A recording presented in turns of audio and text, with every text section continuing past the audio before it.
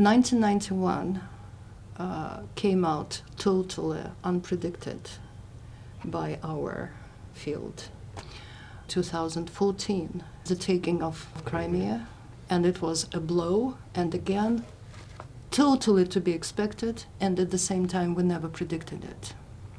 Now again, this war, which now from a year and a half seems to have been totally predictable, and again it came unexpectedly. So does that mean that our knowledge is totally useless? Mark, isn't it really nice to be back on camera? Absolutely. I was missing this moment for the entire summer, as you said.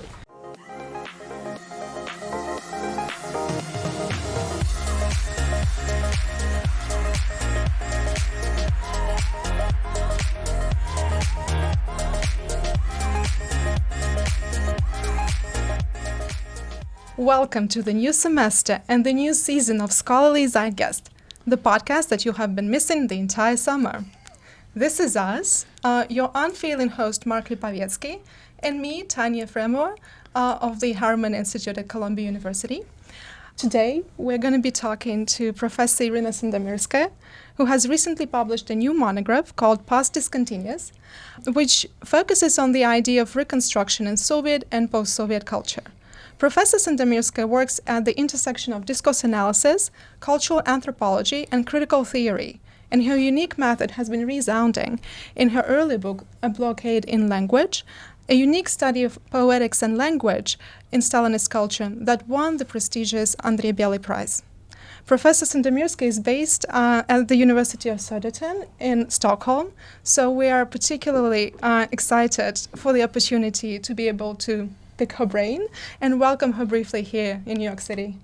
Thank you so much for joining us. Thank you so much for having me and pick me properly. Well, yeah. So Irina, we'll begin with the question that we ask everybody. So for the entire year, and we've been discussing how to sort of refocus our research, how to restructure our courses. And many of our interlocutors were saying that the process, so we have all great ideas, but the process cannot be fast and cannot happen overnight because of the institutional inertia, because of the dependence on course enrollments, dependence on the structure of the field as it exists now, so the entire field has to be rethought through.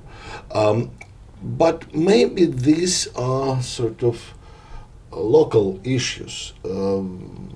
As far as I understand, and Tanya is of the same opinion, these discussions that sometimes have more or less academic character in the US are much more vital in Europe, right? Because it's all happening right there, not even in the backyard, or sort of next street, right? So how these issues are addressed in your academic environment among your colleagues in Europe in general? Yeah, that's a great question. Thank you very much for it. Unfortunately, I can only give some kind of oblique answer because I'm not inside the field so very much. I have been working at an area studies center, and this is a difference because area studies like Eastern European and Baltic Center, like the one that I'm employed at, these kind of institutions are organized strategically, so they are not bearing the genetic inheritance that Slavic departments do. So we're not conceived as the natural organic outgrowth of comparative language studies and language families, right? So in this sense, it's a kind of different approach, and it's a kind of a different task too, because these area studies centers and places have always been organized with some kind of strategic purpose. if not directly expressed, if not softened by any kind of humanitarian, philosophical, general, cultural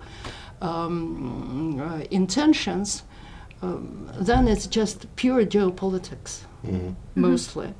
The difference between strategic knowledge and strategic information on the one hand and scholarship is becoming kind of pronounced and politically charged. For instance, I experience quite a lot of this talk about decolonization as talk against scholarship and in favor of strategic knowledge which allows more immediate contact with political realities and political purposes. For instance, the political purposes of the Ukrainian cultural intelligentsia in the current situation of aggression and so on. So it's some kind of geopolitics turned the other way around. It's a kind of geopolitics turned towards the interests of the subaltern, offering the subaltern the possibility of using the facilities in their own interests. Well, this is difficult. This is difficult for everybody.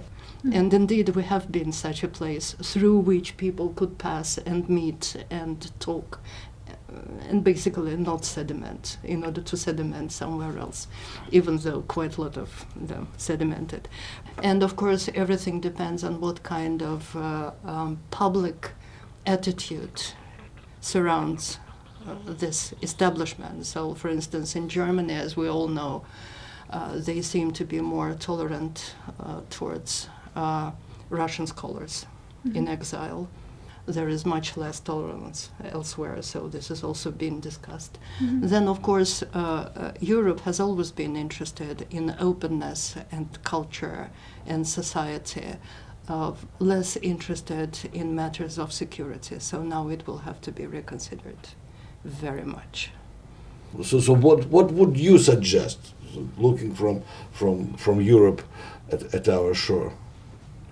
I do think it's very important to allow a moment or some kind, a possibility of silent reflection in this time of research feeling itself obligated to be immediately engaged in activism.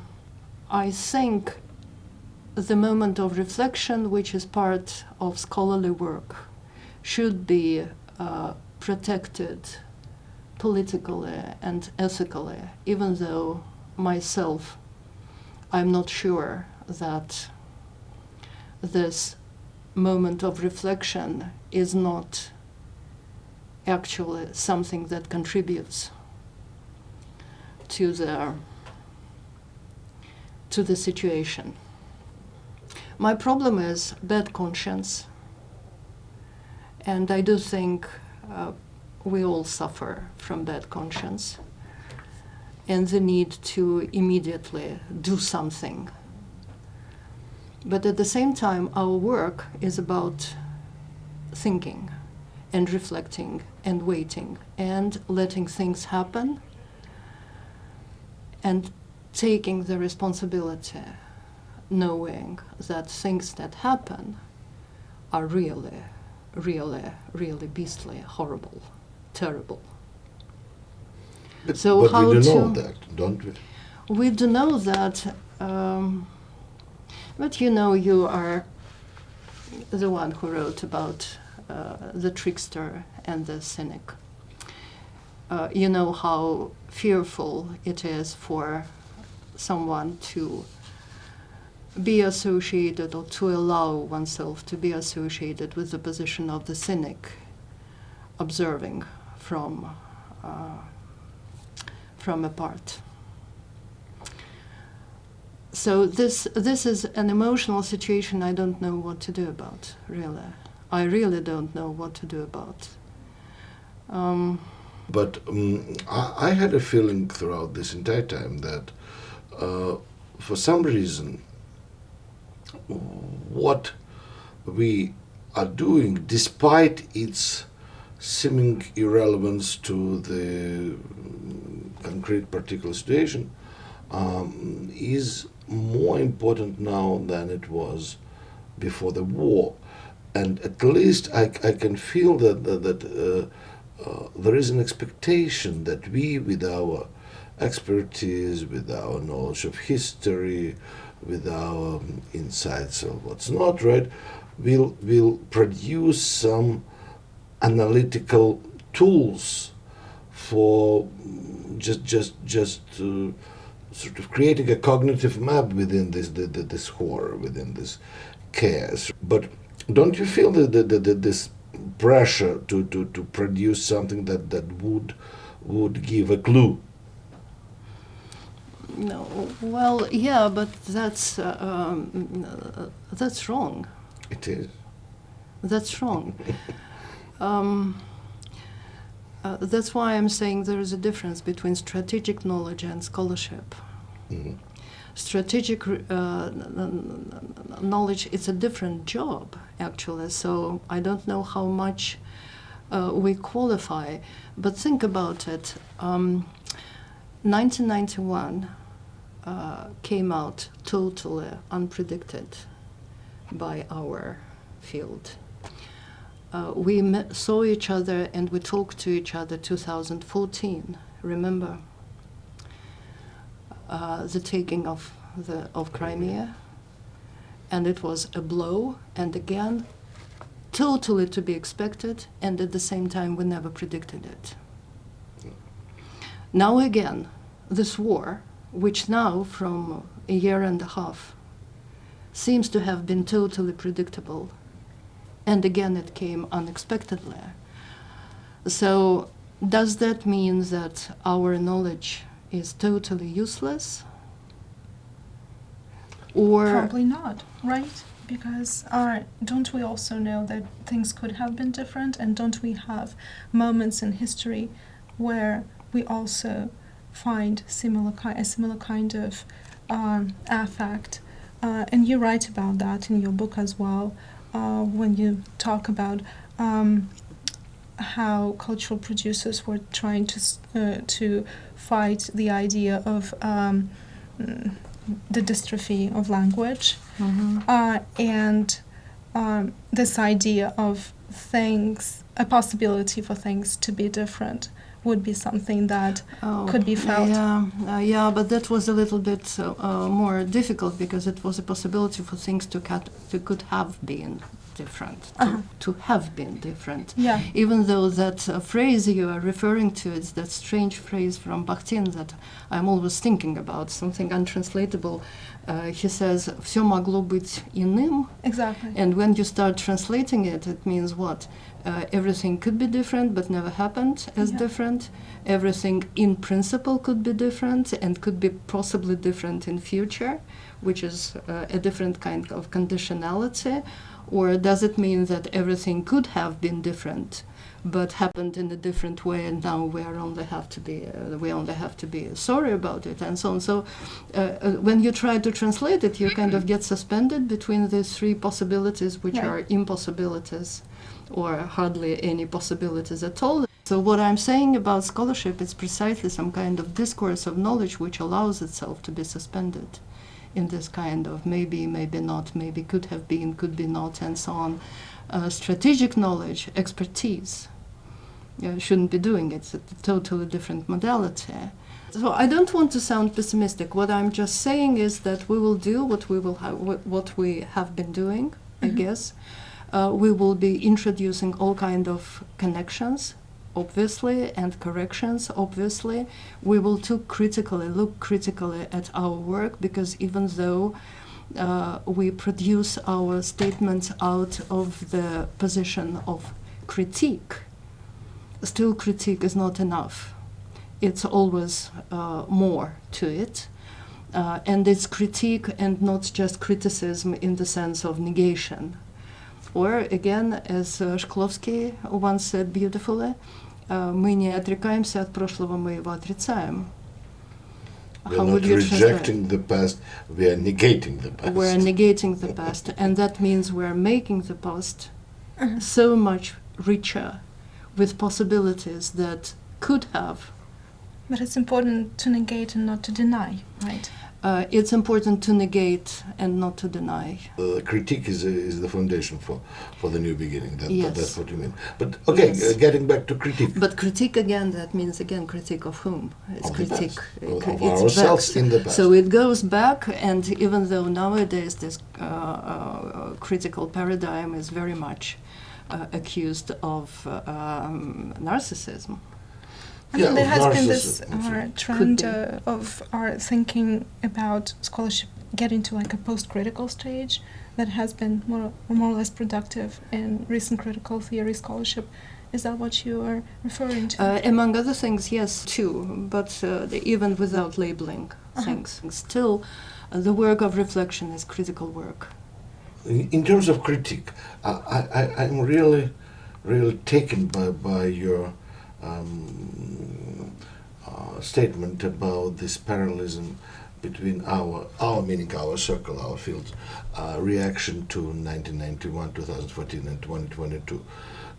And you're absolutely right. In all these cases, the formula, it's shocking but not surprising, can be applied, right?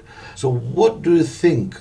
And I understand that that's a question with no particular answer, but what do you think, right, was missing in our approaches, in our reading of culture, in our selection of subjects for the analysis? Maybe we were looking in the wrong direction. Maybe we were reading wrong books. So what did we do incorrectly to miss this mutation, this metamorphosis? I will be an idiot trying to answer your question. Really. You're not walking into my trap. Right? No, I don't know the answer. But what I see behind us, well, first of all, words like shock and catastrophe, every time we use them when we speak about ourselves, of course, even if we say it or we don't, but we have to keep it in mind that this is not the shock. Of course. I understand. This is not the shock. Is being under the bombs. Yeah. Right? This is not the shock. This is not the catastrophe. And we have to question, again, critically, our own right of using these words. Okay. Because these are not psychological words. The other thing, I'm not sure about this transformation that you're speaking about. The Soviet person, it's an enigma that we have not solved. But it's a huge force of inertia, if you're using this word. And this is the problem for democracy also. It's just like what Chakrabarti is writing about those illiterate Indian peasants who are illiterate and absolutely do not participate in any kind of contemporary world. But every 5 years, each of these illiterate individuals go and vote. Mm-hmm. They do have this vote which can slow down, turn around, turn upside down, do whatever, produce whatever kind of shocks to you, to me, to all of us.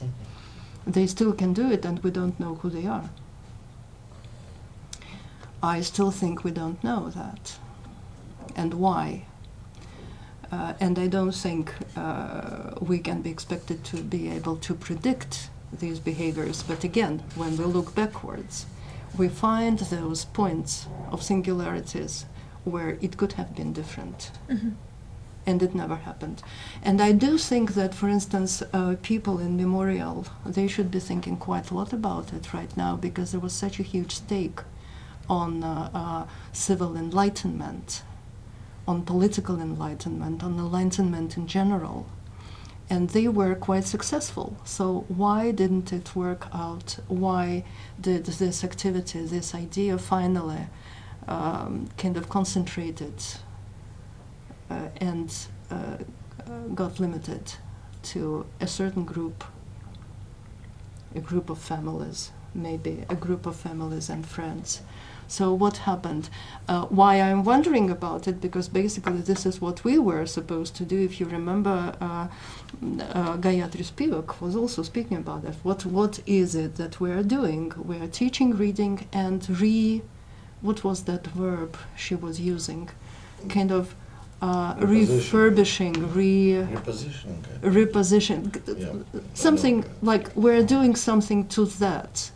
And this is both knowledge and sensibility, to some extent also all of that is ethical and political, of course, but it's all about redistribution of sensibilities towards a better life, basically.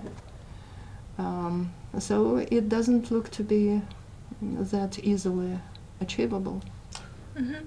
You mentioned Memorial, and in the introduction of your most recent book, you're talking about how there's very little memory when it comes to thinking about the way the Soviet project was engaging with its past, but there's a lot of reconstruction. Mm. So I was curious to ask you about this whole project of researching the idea of reconstruction in the context of the present-day moment, and how we can think of reconstruction in 2022 pretty much. Is it a completely deadly weapon, or is it a kind of a process that is impossible to stop? What is the pharmacon of restoration? I just called it like that because I was really interested in the activity of restoration, like museum restoration, or actually. I was thinking about two things, and I think they are really important. One is this kind of double vision, which I think is very important, the vision of specifically someone who is working, restoring a painted canvas. This close tactile vision, which is about the immediate factura. Mm-hmm. Texture. The texture, the facture, and I like facture because it's like how it was done and not how it was, but... It also connects with fact. Yeah, and fiction to some extent, even though not directly. But how it was made. This object exists both as a physically present reality, which can be touched and has to be known by the touch of the fingers, actually, or by the smell, or this kind of thing. And this is how you, or at least this is how connoisseurs in Venice distinguished between a fake and a genuine piece of Titian, for instance. They never looked at the picture. They touched in order to identify the hand, Mm-hmm. which was identified not by the eye, not optically, but tactilely, Mm-hmm. and they smelled. And this is, they never looked at the picture, the connoisseurs, the art traders. That's interesting. But then at the same time, you have to have this distance in order to be able to place, to create the meaning. So when you're looking at it, you cannot see the whole. If you want to see the whole, you have to step aside, but then you lose the vision of the surface, of its thingness. And I think this is the kind of art Mm-hmm. that we should be also learning. Right? Another thing is restoration is produced nowadays from the position of today and from the perspective of today, from that backwards look. So how do I work with the documentariness and this effect of realness, the reality then and the reality? It's not easy. Then another thing is the question of integrity. If you want to sell it, it has to be whole. It mustn't contain any kind of losses. It has to be an integer. Yeah. Scientifically, you have to preserve somehow its destroyedness, Mm-hmm. because this destroyedness is historical. The destruction itself is the only trace of its historical experience. So what do? Preserve the whole Mm-hmm. in order to convey the original meaning, Mm-hmm. or you preserve it, destroy it, in order to convey its actual historical, I cannot say anything but experience. It's a fascinating book, and of course I'm not a restorer, but I value it actually for your theoretical thought, and although it seems to be quite academic and quite apolitical subject, it turned out to be highly political in my view, because what you are arguing in that book is that restoration, as you read, is the third mode of historical appropriation, historical thinking. One is history, which tries to be objective, right? Another is memory, that doesn't hide its subjectivity and its fragmentary character and subject is at the center there. And restoration holds somewhat place in between, but at the same time, I was thinking, right, speaking about what we missed, right? Remember how throughout the entire 2000s, everywhere, and we were sort of fascinated by that, appeared museums of the Soviet everyday, Музей советского быта, right, where people were bringing their old washing machines and toys and clothing and memorabilia. And we were thinking, yes, you see here is the texture of history is being restored. It's exactly as you were saying, Green. You may touch, you may smell, you may lick if you want. Because we all of us noticed, right, that this restoration of the Soviet doesn't even mention the word socialism. It's restoration of socialism without socialism. It's restoration of socialism with party and KGB, and with all this affix, right? All the rest is completely thrown into the window. So it allows complete manipulations with the past. So your book about this third way of history basically describes the political transformation happening in front of our eyes. Would you agree with this? I don't know. I would be a little bit more careful about it, because I think the process itself of this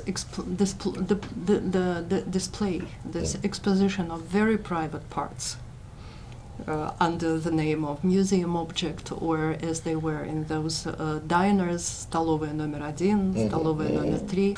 The whole of this sentimentality, I would say that it was a unidirectional process of transformation into something else.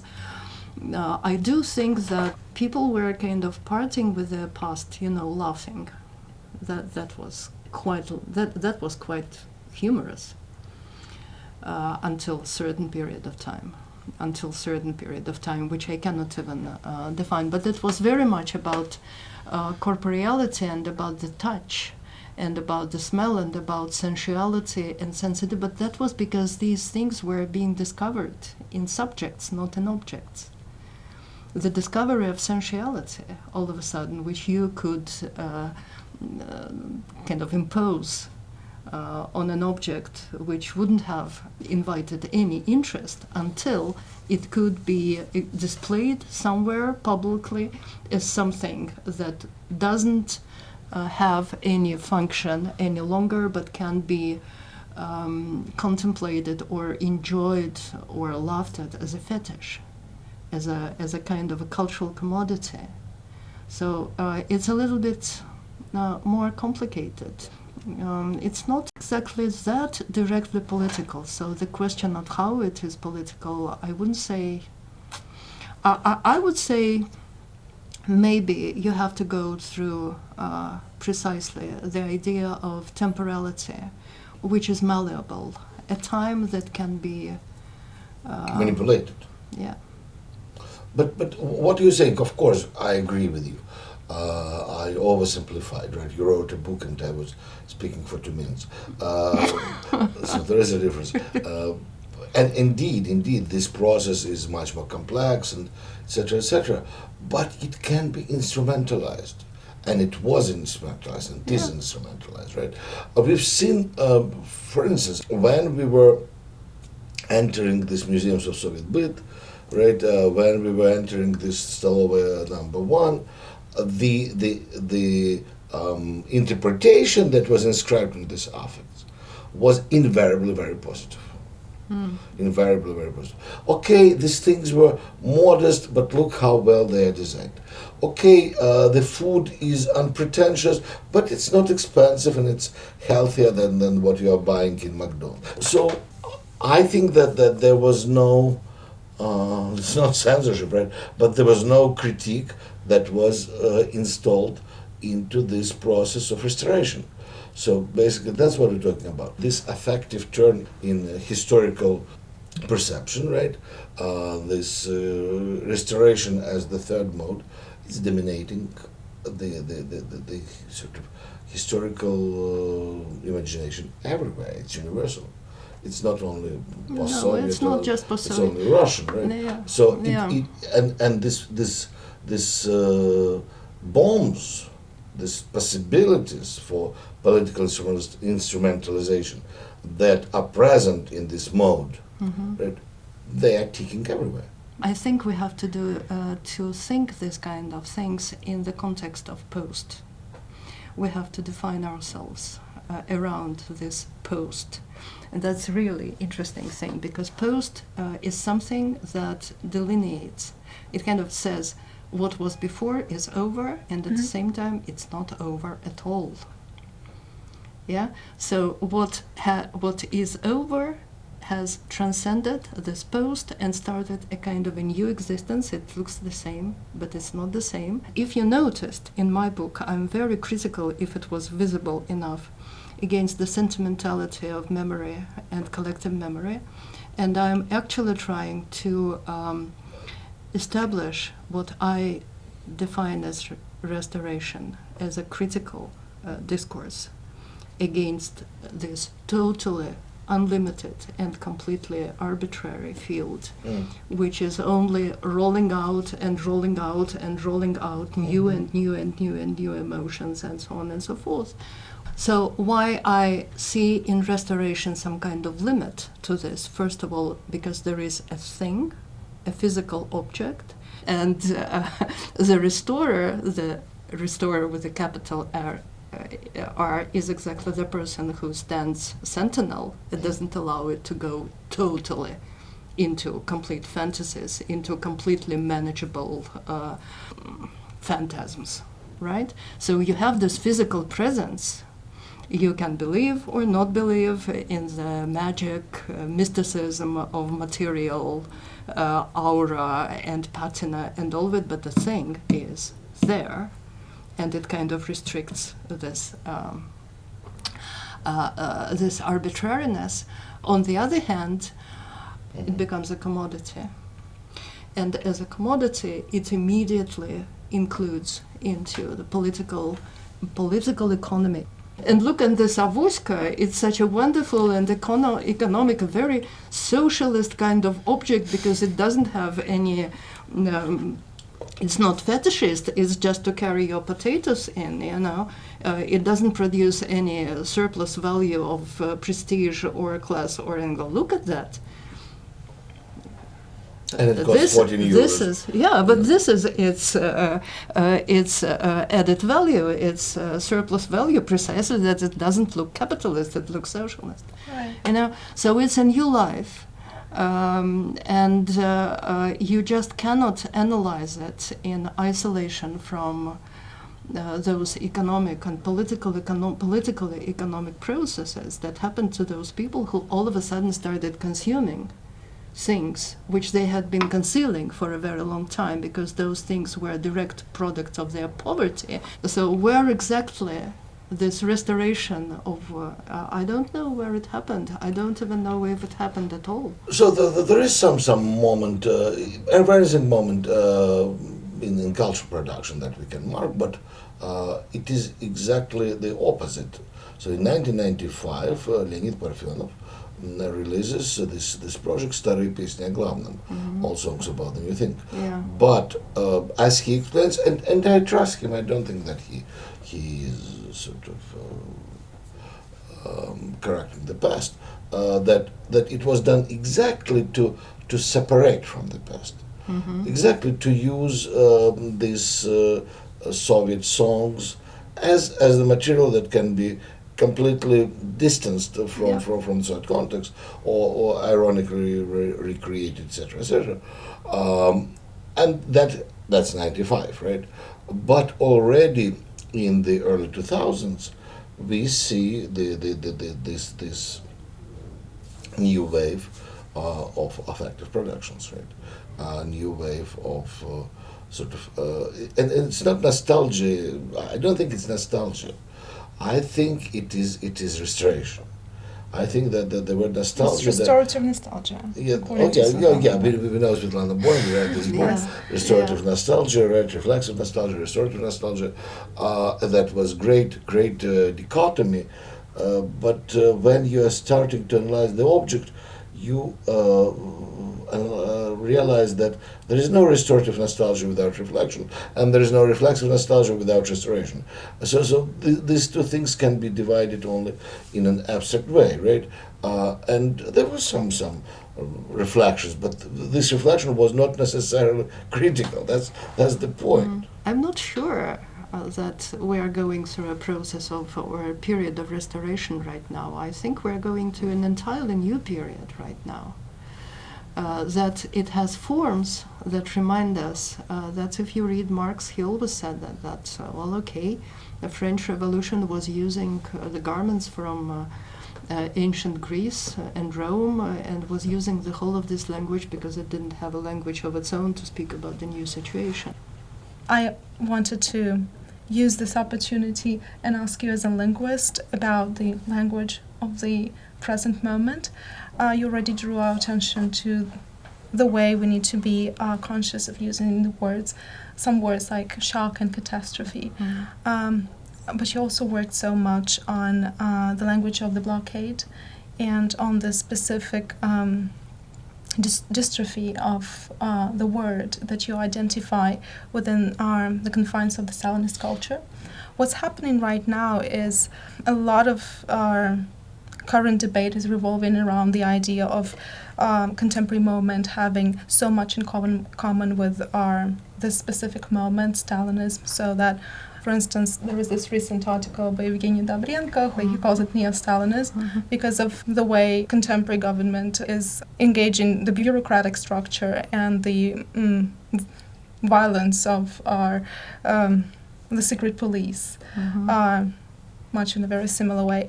What about the language of the current moment in that connection? Do you feel like there is any parallel between the kind of dystrophy of the word that was going on in that period and right now? Or do you feel like there are any examples of successful engagement with trying to capture the language of the current moment that is not necessarily entirely in crisis, is not necessarily entirely submerged by the discursive turn? Yeah, that's an interesting question. You know, first of all, speaking about neo-Stalinism and so on, I would agree with Dobrenko, but I would formulate it in a different way. I think what's happening now is just shows to us that Stalinism, whatever we call Stalinism, that was a social invention. They are trying to apply Stalinism as a political technology. It's already analyzed.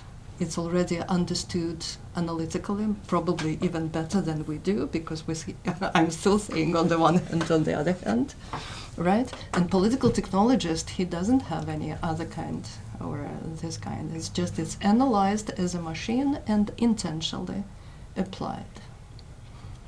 It's a difference. I don't know if this can be called neo or not neo in terms of... I mean, it's Stalinism as a technology of governance. It's a different thing. It's not just a condition of society. So what kind of condition of society it produces, we will see. I don't think we can say right now.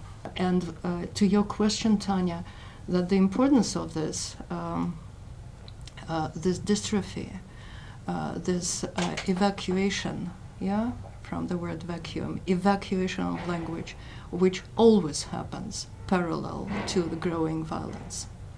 So the empty language and violence are two things totally connected with each other. I think at present moment, what we can do, we can slow down. Mm-hmm. And we can think more and more about these strange sensibilities that are produced basically about any, without any materiality. There are no things, it's just, yeah? Mm-hmm. This we can do, and then basically do what we have always been doing. I mean, that's again this restructuring, refurbishing, re-movement, redistribution Mm-hmm. of sensibilities. The whole of Stalinist history, the history of Gulag, is so commercialized, it's so commodified. No, And we have to think about that, like how it happened. The commodification of those years, how did it happen that they became attractive commodities? We will That's- slow down and think That's about a task for the Yeah. new generation of scholars. Let them think about this, Yeah, right? yeah. I think we will slow down and we will think about that. And right now, we want to thank you for all Oh your no, time. thanks, please. I'm afraid I have spread so much pessimism again. The whole joke, the pessimist is much more optimistic than optimist, and the optimist says it can be no worse, and pessimist says it can. It can. Yeah.